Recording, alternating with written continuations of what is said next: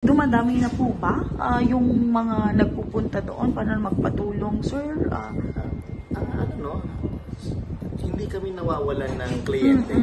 Napakarami kasing OFWs na yung iba, yung maraming nangangailangan ng assistance. May mga repatriated, yung mga hindi pinalad na magkaroon ng magandang employers, ng maayos na employers. Sila po ay nagre-request for repatriation. Agad po natin silang tinutulungan. Binibigyan natin ng livelihood assistance.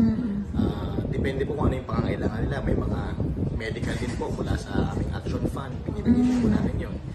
Then, kung sila po ay mga distress, kailangan po po for counseling, tayo po ay nagbibigay din ng ganong serbisyo.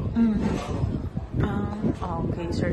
Sa ano, sir? Sa isang... So hindi lang ito tungkol sa pag-uwi nila.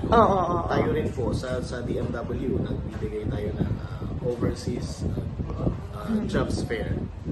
So yung chance na makalabas yan ng bansa for their skills lang po yung ating pong pinopromote dito.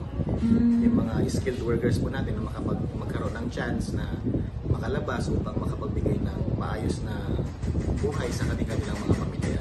Sila rin po yung ating minomonitor sa labas na pag nakauwi sila dito, binibigyan din natin ng tulong.